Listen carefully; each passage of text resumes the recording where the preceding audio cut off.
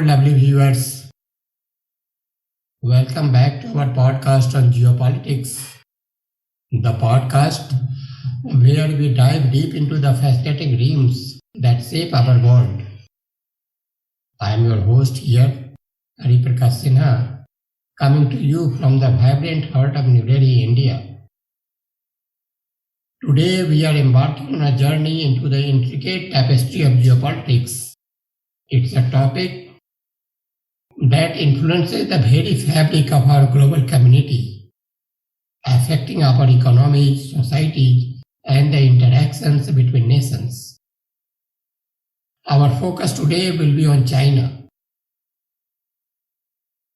But before we start the discussion, let me introduce you to our distinguished guest, an expert whose insights will illuminate our discussions. We are honored to have Dr. Adityanjee. He is the President of Council for Strategic Affairs. You can visit his website, the Council for Strategic Affairs.org, to learn more about his organization. Coming to the topic, the current relationship between India and China is marked by a mix of challenges and opportunities. Persistent border disputes and economic competition pose challenges requiring diplomatic fineness for resolutions. However, both the nations recognize the potential for collaboration on global issues like climate change and infrastructure development.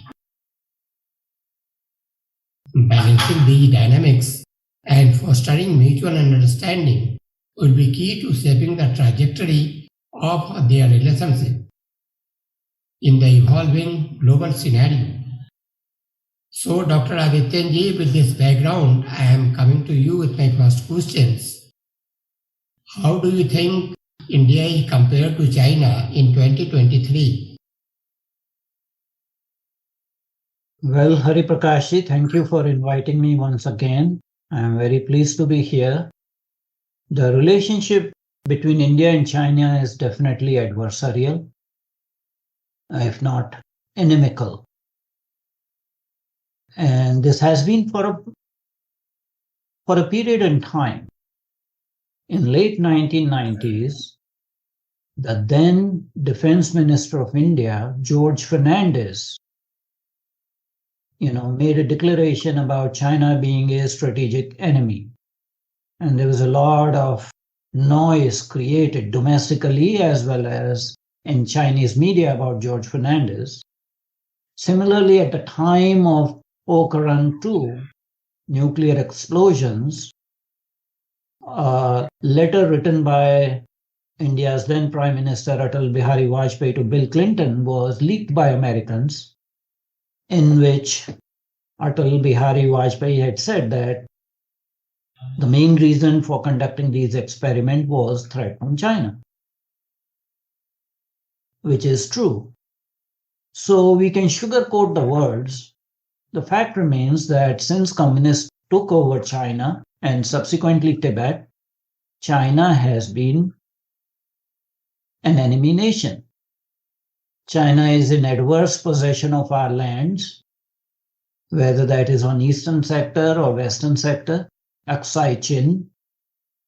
China coerced Pakistan into ceding a part of Pakistan-occupied Ladakh to give to China. China created a monkey on India's back, Pakistan, a nuclear-armed Pakistan. All Pakistani nuclear weapons are of Chinese origin. Their design was Chinese in origin. The first Pakistani nuclear tests were done in northwest China in Gobi Desert in Lone Knoll testing site. And that was actually before India's second set of nuclear explosions at Pokhran II. This was done in 1990. China has also helped Pakistan with its missiles program through North Korea. So there's a nexus between China, North Korea, and Pakistan. And in every sphere, China is helping Pakistan to contain India, whether that is in joint production of fighter aircrafts.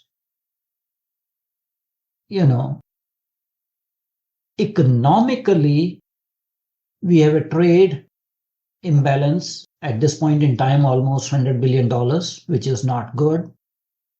This is in favor of China. Militarily, there is asymmetry in all aspects of Indian armed forces versus Chinese armed forces. So the relationship is highly asymmetric. It is balance of forces in China's favor at this point in time. And I think we need to take very serious steps in India to deal with the Chinese threat, because we cannot actually shove it under the carpet. It has been there, but they become junior partners of China. That's not going to help India. So relationship is complex, yes. In some settings, in some international fora, we are working with China, whether that is climate control or development of infrastructure. But even on development of infrastructure, India is not signatory to BRI. India opposed BRI because part of BRI passes through Indian territory. That is CPEC, China-Pakistan Economic Corridor, that passes through Indian state of Ladakh and Indian state of Jammu and Kashmir. So we have an adversarial relationship. We are intertwined economically, but advantages for China. We are funding China to the tune of $100 billion so that they can actually occupy more of our territory. They are encircling us. You know what happened in Maldives now with the new government coming? Yeah. All the Indian projects were halted. Maldives president actually went to Turkey as the first port. But the indications is that after Indian armed forces leave and all the hydrological experiments that were projects that were going on, China would be the beneficiary. Same way in Sri Lanka, China took over Hambantota port. Now it's leased to them for 99 years lease. China is also having its fingers in the Colombo port. China has facilities in Bangladesh in Chittagong port. China is developing a new port in Myanmar. So China is doing everything possible to contain India. China was the main nation that opposed India's entry into nuclear supplier group and tied it with the membership of Pakistan. When in 2008 and 9, India's membership came into, India's application came before the NSG, Nuclear Suppliers Group. Although the US president was very much supportive of India's application, but China and its, strawmen, whether that is Pakistan or Turkey or some other countries, opposed India's entry into nuclear supplier group. And China has been the main obstacle. India has not been able to be part of the United Nations Permanent Fives or permanent membership of Security Council because of opposition from China. So we have all the indicators that China is an enemy nation. There's an Americanese saying that if it talks like a duck, it walks like a duck, it is a duck. So China is an enemy nation because it talks like that, it behaves like that. Why can't we just acknowledge that it's not a friendly nation? Yes, sir. So you have answered my second question actually. What do you think about the intentions of China when dealing with India? So that you have already said The main problem with India-China relationship is the trade imbalance. Hmm. So, what is your suggestion to the government of India? How do you think the trade imbalances with China can be managed? That situation arose after year 2000 when United States, supported by its President Bill Clinton, gave unconditional entry to China to WTO. And after getting membership of WTO, China did not keep its part of the bargain and started indulging in predatory mercantile practices. To the extent that even United States is now regretting, letting China become an economic superpower. And they are also, quote unquote, delinking and rhetorically later on de-risking economic relationship with China. United States corporate sector is, quote unquote, offshoring, friendshoring their manufacturing units from China to other friendly countries like Vietnam or Malaysia or India. So India is facing the same problem. I think there is need for concerted effort at multiple levels to deal with this adverse balance of trade. Number one is at government to government level. Number two is at business to business level. And number three is at civil society level. I'll start with civil society level first because it's easiest done without getting into the complexities of international law. If Indian consumers start paying attention to country of origin rather than the price of the consumer goods, they will be doing a national service by boycotting products made in China. And if you look, the main reason people buy made in China products because they are cheap. Having said that, the lifetime cost of those products is not very cheap because they are not very durable. Quality is shoddy. So the first time you may be paying less, but they break down very fast, forcing you to do costly repairs or replace them. So lifetime life cycle cost of consumer products or equipment or appliances from China is much higher. So if consumers stop buying made in China goods, that would be one aspect. If consumers stop downloading Chinese apps, I realize that at this point in time, there are a lot of predatory lending sites, apps from China that is ensnaring citizens of India into debt trap. Again, it's a folly. Why do you want to fall into that kind of trap?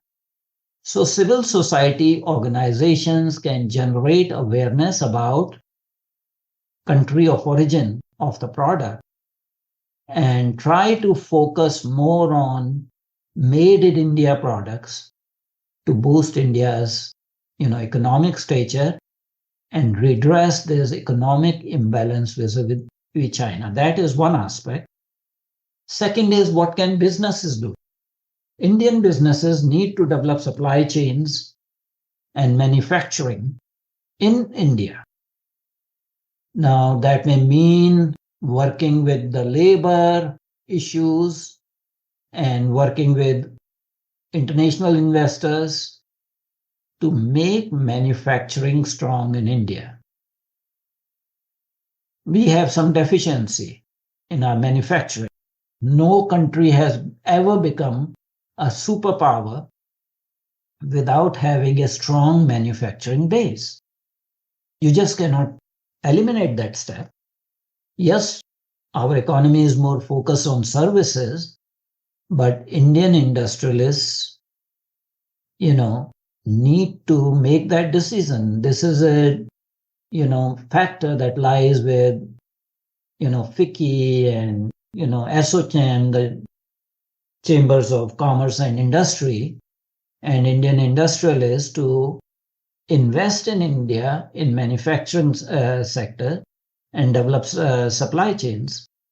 And third level is at the government level. Now, at government level, what we need to do is to give maybe tax advantages to local industrialists who, develop strong manufacturing base. Of course, government is working now on this Atmanirbhar Bharat. So that initiative should help develop our local manufacturing industry, local defense industrial complex. All these steps have to be taken in unison. One area where the problem comes is labor reforms. We need to do some labor reforms on an urgent basis. Time and again, what happens that we have very strong unions. Now, China is a communist country that does not allow its own workforce to be unionized, but acolytes of China who are based in India, some NGOs, some leftist organizations and communist parties of India, and there are more than one, they report to China and tout out Chinese demands, and they inadvertently become tools of Chinese Communist Party in creating trouble in Indian industrial, setups. So you know that Foxconn invested in Bengaluru in a chip making factory, and there was a strike and fire there. How did that happen? Every time there is something good happening, there's a fire in the manufacturing plant. It happened in the vaccine manufacturing plant of Aadhar Poonawalla during the COVID time. So there is kind of conspiracy to bring India down using local agents of communist China, or for that matter, other countries. There was a copper sterlite plant in Tamil Nadu. Because of quote unquote popular agitation had to be closed down, the courts got involved. So India became a net importer of copper. And whatever the health problems local people were having, they have not gone away with closure of the sterlite copper plant. So we have to see into these maneuverings and do certain labor reforms so that labor unrest is not a, limiting factor in Indian manufacturing processes. And that is where the government comes. And it's not going to happen overnight when you have $100 billion adverse trade balance. It will take some time, and it will require concerted steps. And of course, in non-critical areas, why should we import from China? Why do we need to import toys from China? Why we need to import consumer goods, things like soap, all that sort of thing? There is a domestic manufacturing capability. The only thing is that Indian industrialists have to get their act together. If you look at I'll give you the example, how Patanjali products gave, run for the money for Hindustan Liver, which is a British company. Yeah. The examples are there. If you have a will, you can do those kind of things. So Patanjali Products has become the dominant player in FMCG sector, fast-moving consumer products. You need domestic manufacturing, you need domestic projects, you need domestic flavor to these projects. Why do you need to import it from China?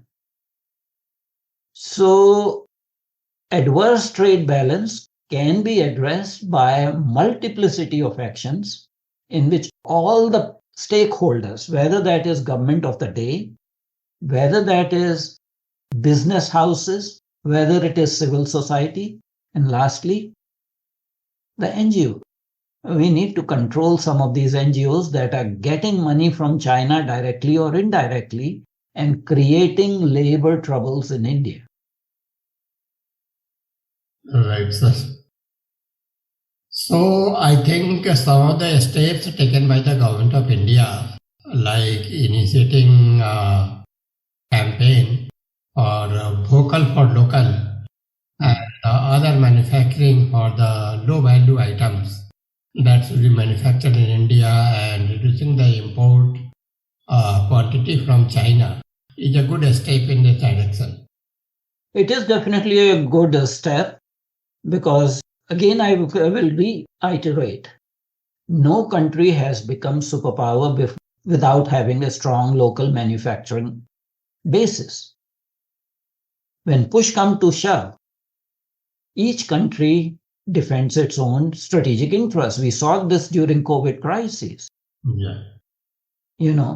Even United States that claimed to be a friendly nation refused to give vaccine ingredients to India during the second wave of COVID crisis, despite this being part of the QUAD agenda.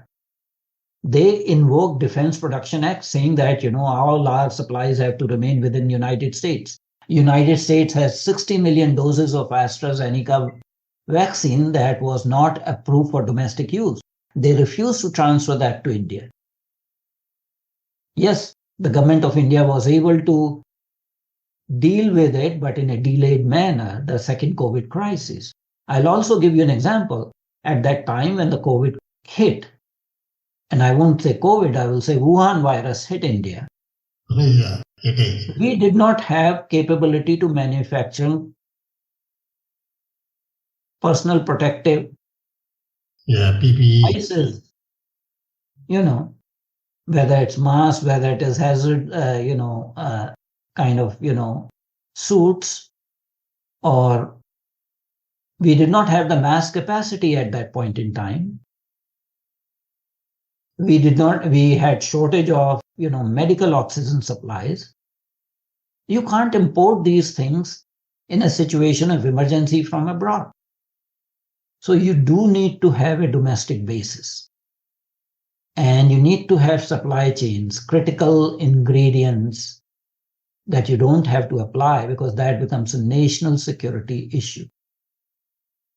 And I think the current government is taking steps in pretty much all the spheres to rectify these imbalances. It may take some time, but government alone cannot change the scenario.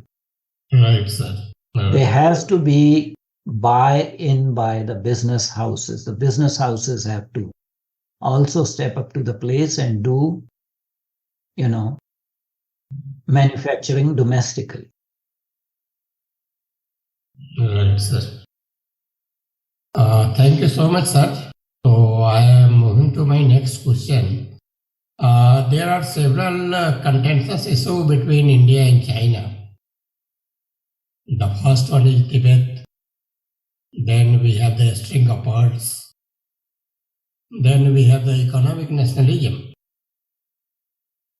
And the most important is water disputes. Because all of our rivers that flow through India originate from the Himalayas, and that passage through the occupied territory by China actually. So water disputes, I think this is the main concern should be, and this will be, as I think, between India and China. So how do you think India can manage them? Do you think the water disputes will be the main point of contention between India and China in future?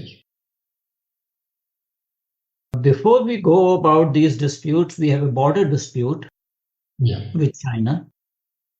And actually, we don't have a border dispute with China. We have a border issue with Chinese-occupied Tibet. And we need to understand that. Yeah. India and China did not have a border. There was India-Tibet border. And we did historical mistakes by accepting Chinese occupation of Tibet in 1950s, and we are paying for those mistakes. The water dispute is also related to that, because all these rivers, they originate in Tibet. If Tibet were not occupied by China, we would not be discussing this question of water dispute. Yeah, you are right. So both those issues are linked. And at some point in time, we need to call spade a spade and say that Tibet was an independent country. India did not have borders with China. In fact, India had certain rights and responsibilities in Tibet as the successor state to British India.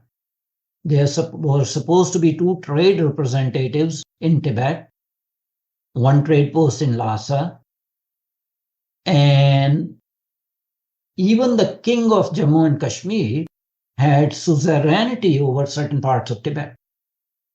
We let everything pass away. In fact, when PLA forces were trying to occupy Tibet, government of India at that point in time supplied rice and food to PLA forces so they could actually do their job more effectively. Yeah. I will also tell you about these suicidal acts. In 1971,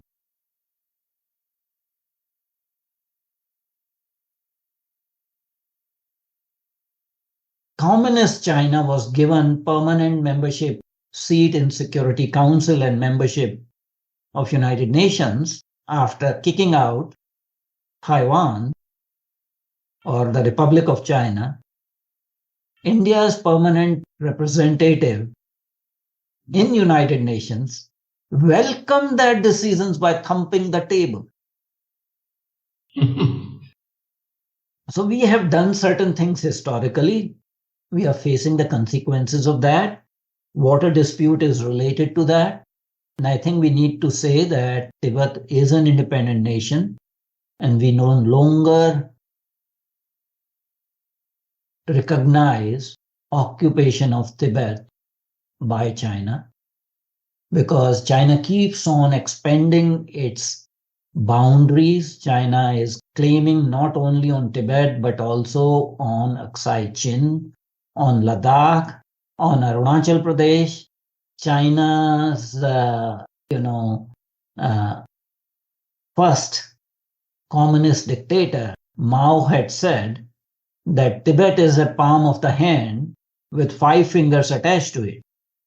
And those 5 fingers are Ladakh, Nepal, Bhutan, Sikkim, and Nepal, which is now called Arunachal Pradesh. Inherent in that statement was that once we have occupied Tibet, we will occupy these 5 territories also. And you know what happened in Doklam in 2017? Right. So China's quest for expansionism will never be quenched. You have to put up a stiff resistance and you have to guard your interests. China has enacted new laws. They are using lawfare, giving authority to Chinese government, to Chinese forces.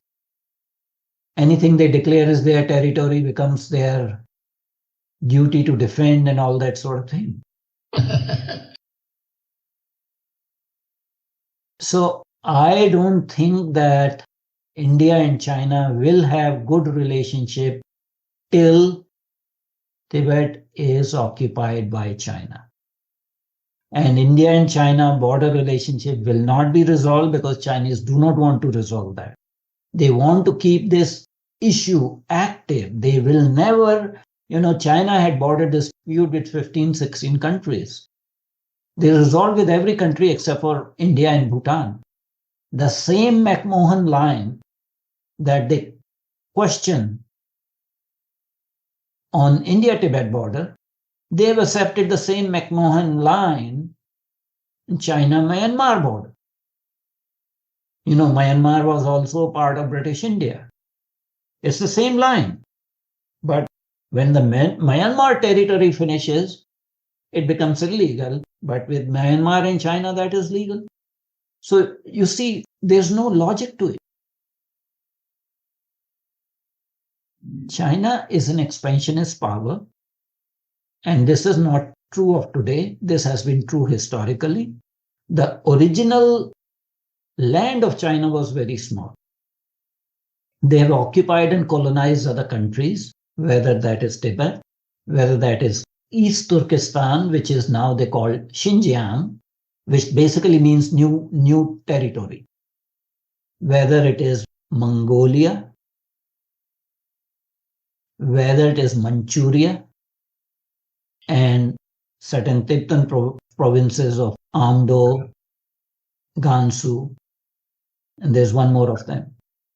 So China has been an imperialist, expansionist power historically, and even under communist control, it's the same. India-China problem over Tibet and water issue will not be resolved till we question Chinese occupation of Tibet and say that you don't have rights over Tibet.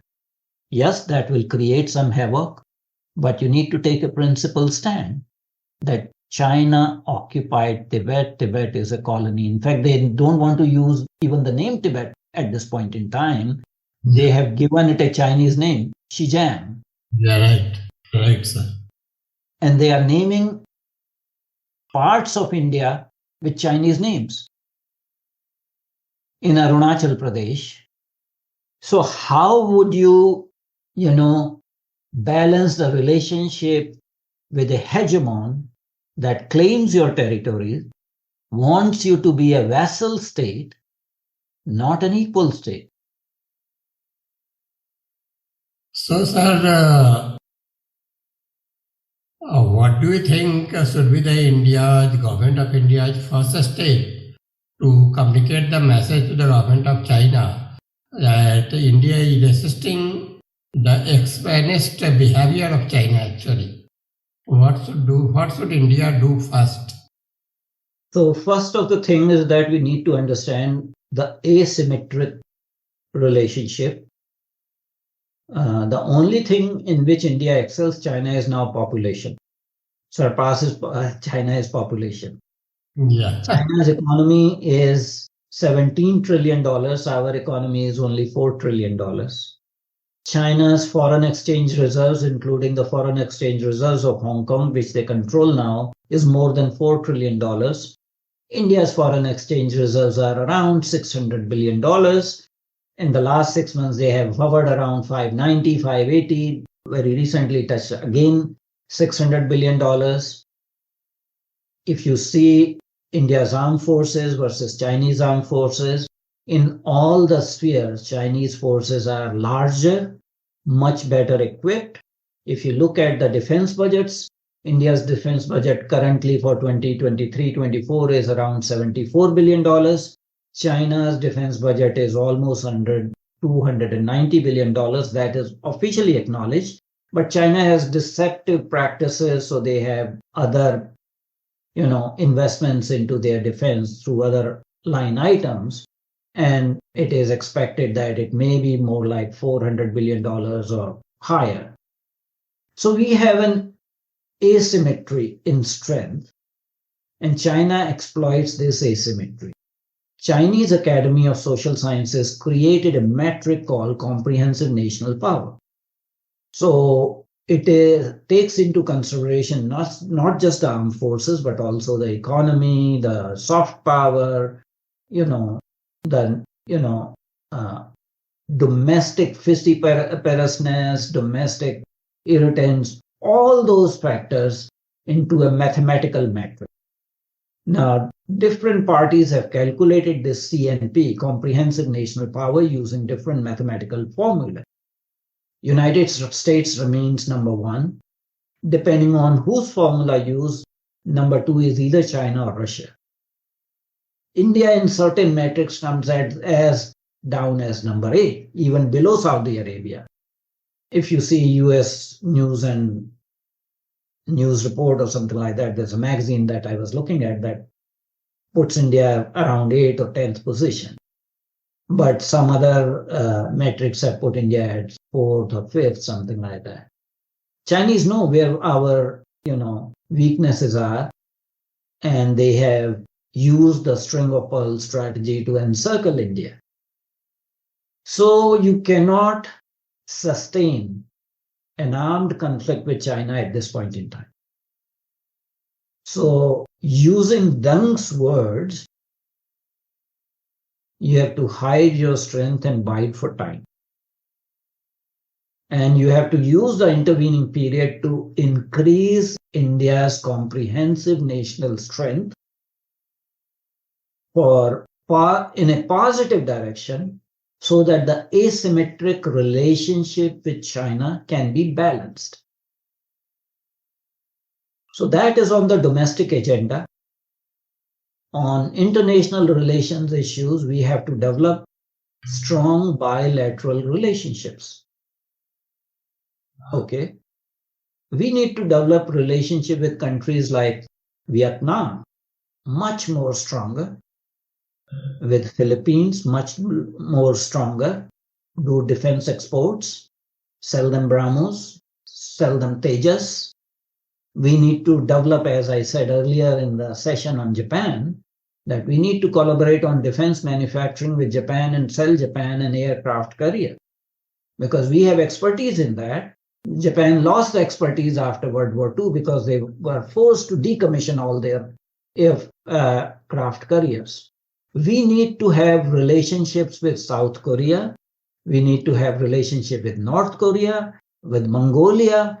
So we need to give in reverse string of pearls. So we need to develop, our people to people, business to business relationship in these countries so we have a foothold if push comes to shove. And similarly, we need to foster bilateral relationship with the Republic of China, Taiwan. Taiwan has quite a bit of extra foreign exchange reserves, and we can work with Taiwan, encourage them to de-risk their investments and de-link eventually their investment from mainland China to India. Of course, they are doing some, like Foxconn factory I mentioned in Bengaluru, but it needs to be done at a much higher scale.